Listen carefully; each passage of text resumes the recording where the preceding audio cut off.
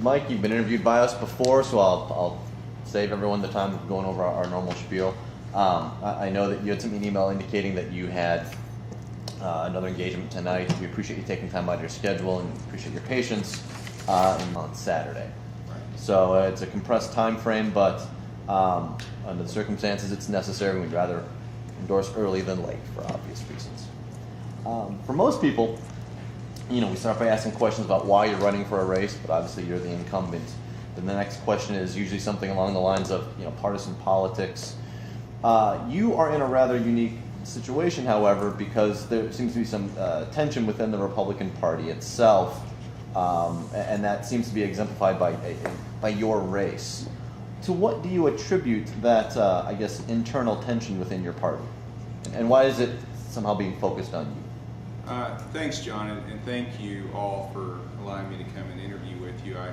It's important to me that I come back and talk to you. In 2014 and 2010, you did endorse me, and I appreciate your support then. I am the Senate Republican leader. I've been serving in the state Senate since 2010. So first of all, thank you for having me here. The question of strife within the Republican Party, I'm sure you've all read the papers about the perceived rift within the party. In some cases it's new, and in other cases it's not. I think you have that with all political parties to a certain extent. I don't think my race has been singled out by any means. I think just about every one of my colleagues in the Senate has a primary this year, so it's spread around, and the primaries will be over soon enough in June 10th. I am very confident that I'm going to win my primary, and my colleagues who are running for re-election will also win their primaries. I've been endorsed by Governor Sandoval. I think he is the best thing the state has going, and certainly the best thing the Republican Party has going. It's been my privilege to lead the Republicans in the Senate, to help Governor Sandoval advance his agenda, which I think is, you can see by the latest job report numbers. We have the lowest unemployment now we've had in years. It's down to, I think it's 7.4 or 7.5% in Las Vegas. We just had the largest decrease in unemployment in a single month since 1983. We were able to fund education last session significantly more than we had in the previous session and in the session before that. We've all had a tough time with this recession, but we're coming out of this recession under Governor Sandoval's leadership, and I'm looking forward to helping him again next session. And I and Becky Harris and Patricia Farley and Ben Kekef are the other Republicans on the ballot that have been endorsed by Governor Sandoval, are working very hard to have a Republican majority in the Senate next session, so that the governor will have a Republican Senate to work with to advance his agenda, and frankly to bring more balance to the legislature. Obviously, you've, as the Senate Minority Leader, you have certain insights that most other candidates do not have, not only in your race, but across the board. Comparing you with other individuals we've interviewed today, what suggestions do you have to improve upon, from a short-term perspective, to improve upon Nevada's educational system, which, again, has been hovering somewhere between 48th and 50th in the nation? John, I'm glad you asked me that, because I am passionate about education. A couple of things. Last session, before the session in fact, I was the first legislator in the state to propose state funding for English language learner programs. We have close to 20%, I think it's around 16% right now, of our students in Clark County who can't speak English. It's real hard to learn if you can't understand what the teacher's trying to teach you. We've got to help these children. I proposed $40 million back in October 2012, and we were able to get that $40 million for Clark County, and we got another $10 million for the rest of the state. So for the first time in the history of our state, we actually funded at a state level English language learner programs. As a result, we have several Zoom schools now in Southern Nevada who are focused on teaching these children who are having problems with English proficiency how to speak English. The early results are very good, but frankly we need to expand that program next session. I'm committed to doing that. Class size reduction is a real problem. You talk to, and many of you may have children in the school system. My wife is a teacher, by the way. Class sizes are too large. Now, we were able to bring them down in size last session, or this year because of last session. We were able to put more money into class size reduction. But class sizes need to be smaller so that teachers who have an incredibly difficult job, I believe, can have a more manageable task and be able to focus on individual students. So class size reduction is very important. And capital costs. We could build 23 elementary schools tomorrow, and they would be at capacity on day one. We are overcrowded. Today we have the highest number of students in the school district that we've ever had. We're our largest population that we've ever had. We are growing again, and we have overcrowded schools. Last session, I also proposed legislation that would reimburse teachers for coming out of pocket for school supplies, because I hear that over and over again. We have a lot of broken families in this valley. We have, in some ways, still a very transient community. And a lot of these kids in some of these schools in the tougher areas of town don't have basic supplies. They don't have food to eat many times. And so teachers come out of pocket to help these kids out. I want to help those teachers out. That's why I proposed legislation to do that. So to start off, short term, we've got to put more money in English language learner programs. We've got to reduce class sizes. And by the way, last session, I was the only legislator to propose significantly more money for education. I proposed taxing the gold mine industry at a rate that would be more comparable to the gaming industry. I proposed that as an alternative to the margins tax, and if the Democrats had gone along with it, it would have been on the ballot this year. They did not go along with it, but the good news is, because of the pressure we applied on that issue, we were able to get on the ballot initiative number 2, which will, if it's approved by the voters, remove the special constitutional protection the gold mine industry has. They've had it in one form or another since 1864.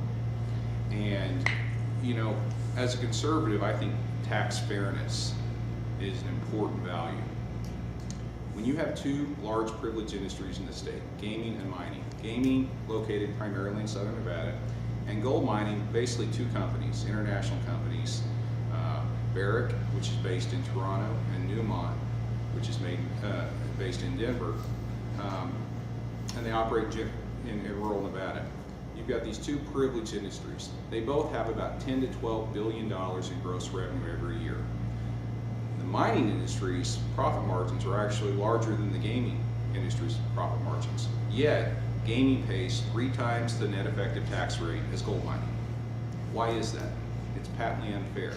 And if we're talking about trying to get more revenue to fund these critical needs in education, I think the gold mining industry needs to step up so that we can have some tax parity. We shouldn't be hitting working class families, which I'm afraid the margins tax is going to do. And in that light, as far as looking at tax relief for working class families, a couple things last session. I worked with Governor Sandoval to pass legislation to reduce the payroll tax on every business in the state that pays it, and to completely eliminate the payroll tax on 75% of our businesses.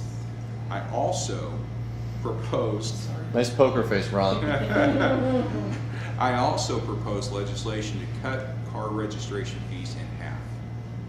I'm sure you all noticed when you go to the DMV to register your car, we have one of the highest car registration fees in the country. It's a regressive tax, it hurts working class Nevadans, and we need to reduce that. And so I'm going to bring that back again next session. And if we have a Republican Senate, I think chances are going to go up that we're going to be able to get that passed. May I ask? Yeah, besides being a board member of Arthur VAG, I'm also the vice president of the Adult Residential Care Providers of Nevada. I'm sorry? Adult Residential Care Providers of Nevada, otherwise known as residential group homes. Okay. I represent over 350 providers with over 3,500 of our most vulnerable citizens. Okay, but we are the least understood, least financially compensated, okay, and overly regulated. Therefore, in 3 to 5 years, our industry will die out because of that. Despite of our industry being vital in declogging emergency rooms and offering our most vulnerable citizens of the state an affordable alternative housing and care, wherein our state pays between $250 and $500 versus at least $60 per day for a residential group home. Okay, there's a big difference there. But the question is, how can you help this particular industry? Well, Rod, is that right? Ron. Rod? Thanks for the question. The residential homes that you're talking about, do they also help individuals with mental illness? Yes. Because this topic is, I serve on the governor's special committee he formed for behavioral health You with and wellness. Dr. Lewoskin? Yes. And Jackie Glass? Yes, Okay. yes, I'm on that committee, and we've had a lot of conversations as far as the housing needs for our most vulnerable in this community, including individuals with mental health problems, but generally, you know, the problem of homelessness. We have a lot of homelessness, and we do have a real need for housing for these individuals. We've talked about how we can creatively, whether it's through grants from the federal government or matching funds, or frankly just more funds from the state general fund, to try to raise reimbursement rates. Because we understand, you know, if you're going to have a business, if you're going to expect someone like yourself to create a business to serve these needs, you're not going to be able to do it at a loss. You need to be able to do it and make a return on that investment. And so I would look forward to working with you one-on-one going forward to try to identify how we can help you and others like you provide those needed services.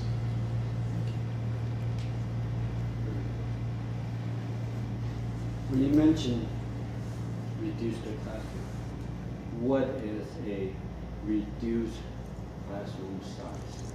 It depends on the age group. I think the lower class size, the early years should have the lower class sizes. You know, I don't think you should have any classrooms, you know, K through 8th grade, or let's say K through 6, that are more than 25 students. And in the lower grades, 1 through 3, frankly, you need to be 18 to 21, that area. And we have by statute what those should be, and I think it is like 18 to 21 for grades 1 through 3, and I think it goes up a little bit for grades 4 through 6, maybe 22 to 25. But Clark County has sought waivers from that because they have so many other financial needs. We haven't we haven't had the resources during this recession to adequately fund that class size reduction. But certainly when you have kindergarten or 1st or 2nd grade classes with 35 or 40 students, it's too much. Another question. You mentioned earlier that you either would lessen or eliminate the payroll tax. Did I hear that? We have eliminated it for 75% of the businesses in the state. We reduced it for every business. And are the group home industry included in that 75%? It depends on your payroll. It depends on your payroll. There is an exemption. Because right now, under Nevada Revised Statute 608.018, if you are grossing 250 or less annually, then you have you're exempted from paying overtime. But is there any specific statutes right now that we could look at as far as any business in the state that has, I think it's up to about 260 some odd $1,000 a year in payroll, that first 260 some $1,000 in payroll is exempt from the payroll tax. So it's simple. So unless you have payroll above, you know, roughly $250,000, you don't pay a payroll tax. And it doesn't really matter. It doesn't distinguish between types of for-profit businesses. The thing of it is like, for example, again in NRS 608.250, it is clearly defined there what are those exemptions, so like for example, what they classify as domestic help or domestic workers. So maybe we could look at what in particular what particular statute do we fall under as far as our classification is as caregivers or healthcare providers.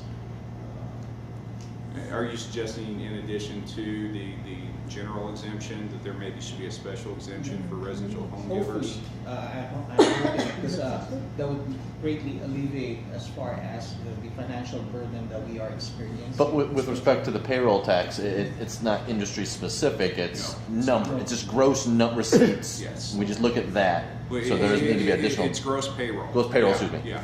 So there doesn't need to be any additional. So any zeroing Okay, I got you, John. Okay. Thanks. You see, the other question, I want to ask a question. The mining tax, you said, I think it's been the same for a couple of years, a whole bunch of years, the mining tax. Yes. And gold was at that time $300 or $400. Yes. Gold went to $1,800, now it's still about $1,300. But they're still paying the same tax what they paid. But now they're making triple the money. That's right, because of the cap in the Constitution. They have a cap of 5% of their net proceeds. And the way they derive their net proceeds is they can deduct. All the expenses. Yeah, typically it's about 50% of their gross revenue is deducted. Yeah, but the revenue went up from, the profits from $300 an ounce.